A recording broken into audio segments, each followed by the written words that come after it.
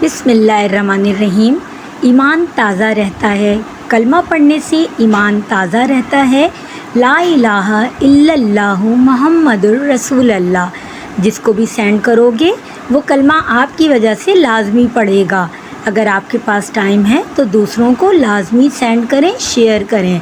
जज़ाकल्लाह।